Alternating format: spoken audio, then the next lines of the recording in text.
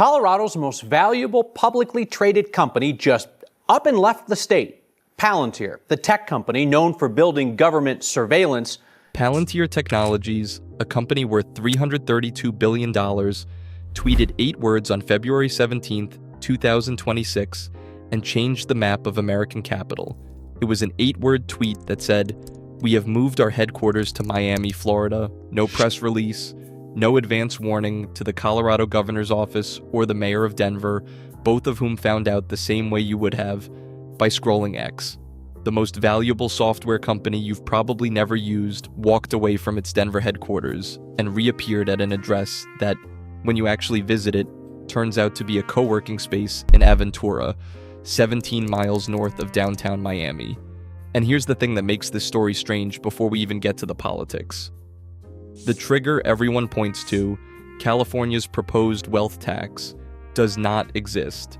It died in committee in February of 2024 without ever reaching a single vote, and Governor Gavin Newsom publicly opposed it.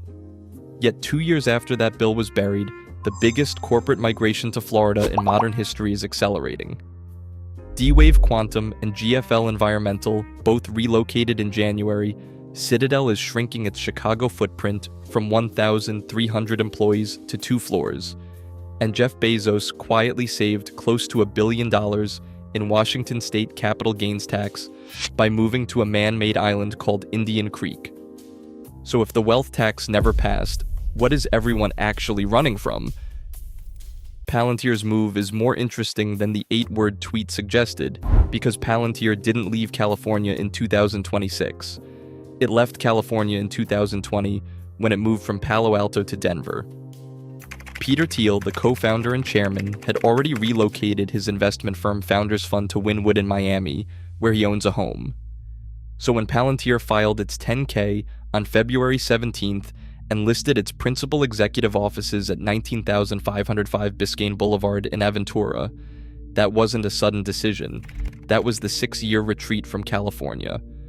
The first leg landed in Denver, and the second leg landed in a rented desk at an industrious co-working location, while the company quietly hunts for permanent space in Wynwood, Brickell, or Coral Gables.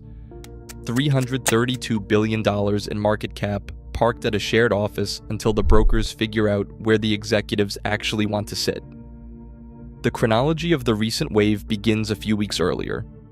On January 21, 2026, GFL Environmental, the 4th largest waste services company in North America with 15,000 employees, announced it was relocating its executive headquarters to Miami Beach.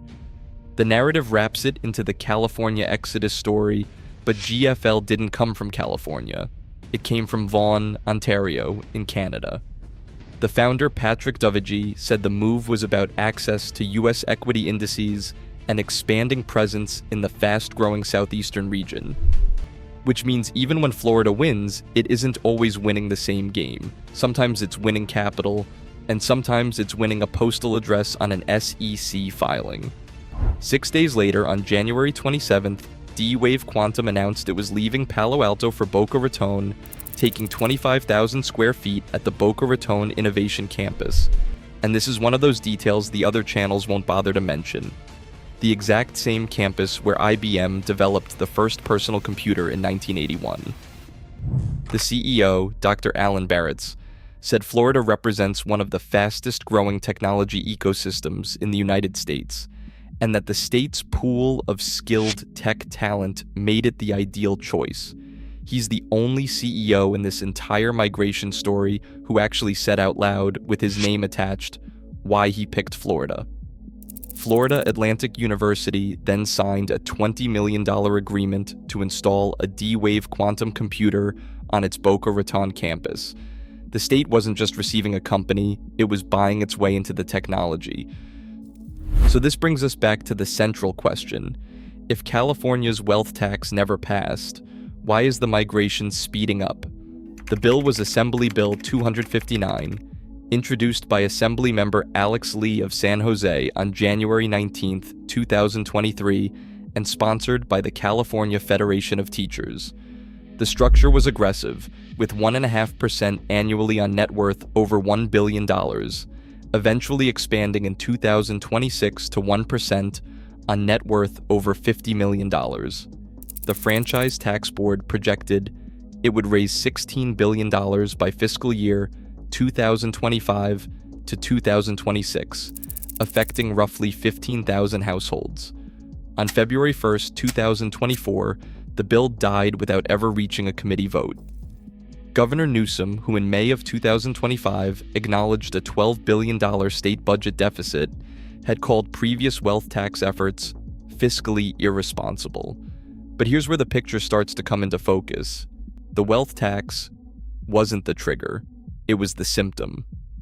California's top marginal personal income tax rate sits at 13.3%, the highest in the country, and once you add the state disability insurance surcharge, with the wage cap repealed by Senate Bill 951, the effective top marginal rate pushes above 14.4% for high earners. About 45% of California's entire general fund comes from the top 1% of taxpayers, which means the state's budget is structurally dependent on a few thousand people who can fly to Florida on a Tuesday and never come back. Assembly Bill 259 was just the latest in a string of attempts, with Assembly Bill 310 and Assembly Bill 2289 having failed before it, and what the wealthy are responding to is not a single piece of legislation. They're responding to the political class that keeps proposing it. Leo Hanian, the UCLA economist who runs the Hoover Institution's headquarters migration research, put it bluntly on Fox Business. The root cause, he said, is a failure of governance by state policymakers that created the 48th worst tax climate in the country and the 48th worst regulatory burden. His own data backs the point. 352 corporate headquarters left California. Neither. This has become a big controversy on the internet. This is all erupted around a provision of that California billionaires tax that some say would penalize founders. And in 2021 alone, 153 companies pulled their headquarters out, more than double the rate of the 2 previous years and triple the rate of 2018. Ohanian wrote that the count is almost certainly biased downwards significantly. The IRS migration data, which tracks where people actually file their taxes, released its figures from 2022 to 2023. California lost a net 100,397 income tax filers, the worst in the country, while Florida gained a net 55,349, second only to Texas. The wealthy do not talk about leaving. They file Form 8822 and they are gone. The billionaire flight is the part that gets the most attention, and the part where the facts are messier than the narrative. Jeff Bezos announced his move from Seattle to Miami in an Instagram post in November of 2023, and he relocated to Indian Creek Village, the so-called Billionaire Bunker Island, with 89 residents and a single guarded bridge. He spent roughly $250 million on 3 adjacent mansions. The driver was simple. Washington state had imposed a 7% capital gains tax effective in 2023, while Florida has no state income tax and no capital gains tax. Bezos then sold approximately $13.6 billion in Amazon stock, and Forbes calculated in December of 2024 that the move saved him about $954 million in Washington state capital gains alone. Carl Icahn had already moved Icahn Enterprises to Miami back in 2020, also choosing Indian Creek. Peter Thiel is in Wynwood, and Keith Rabois of Founders Fund moved from the Bay Area to Miami in late 2020 and told CNBC that people in Miami are just happy, and that he had more meetings in 2 weeks in Miami than in the previous 10 months in San Francisco. As for Mark Zuckerberg, Larry Page, and Sergey Brin, the names that always come up in these stories, they have purchased Florida real estate, but no public source confirms a change of state residency. Real estate is not the same as a tax filing change. Then there is Ken Griffin, the founder of Citadel, who is the cleanest example of how complicated this story actually is.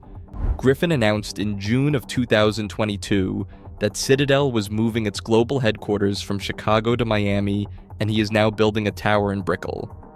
At an October 2025 conference, he said the firm would shrink from 1,300 employees in Chicago to a few hundred. At the American Business Forum in Miami on November 5, 2025, he told Brett Baer he had lived in a failed city-state and that there were 25 bullet holes in the front of his own building. But back in 2022, when Fortune asked him directly why he left, Griffin said something that does not fit the standard script. Taxes, he told them, were not part of the decision. Schools, environment, streets that are safe and clean, that was his answer. Which is why the cleanest way to understand this entire DeSantis versus Newsom migration story is to flip the framing. Florida isn't winning. California is losing. The decisive vote isn't being cast in Tallahassee, where DeSantis governs a state with no income tax, no capital gains tax, no estate tax, and a 5.5% corporate rate. The decisive vote is being cast in Sacramento every time a wealth tax bill gets introduced, every time the top rate inches up, every time a CEO reads one more headline about ungovernability and quietly calls a commercial real estate broker. Florida's governor didn't crush California. California's political class handed the trophy over. And the most original detail in this whole story is the one almost no one will tell you. The headquarters are mostly a mirage. Palantir's Miami headquarters is a desk inside a co-working space. Citadel's Chicago shrinkage took 4 years, and many of its actual portfolio managers still operate out of New York. GFL kept its Canadian incorporation. What we're watching isn't always a literal migration of work. Sometimes it's legal address arbitrage, companies and individuals choosing the most favorable tax jurisdiction for their filing, the most favorable index for their stock, the most favorable optics for their political moment, while the operational reality lags years behind the postal code. So go back to the question we started with. A company worth $332 billion tweets 8 words and changes the map of American capital. Why? The wealth tax that supposedly triggered it never passed. The governor who supposedly drove them out publicly opposed it. The CEO of the most famously relocated firm in the country told Fortune that taxes were not the reason. What we're really witnessing is a slow-motion confession from a state whose budget is structurally dependent on people who, it turns out, can leave any time they want. Palantir did not pick Miami because Miami is paradise. Palantir picked Miami because the alternative kept proposing taxes on the people who pay its bills, and one day those people stopped waiting to see if the next bill would be the one that finally passed. Thank you for watching the video to the end and for listening to what I had to say. See you in the next video.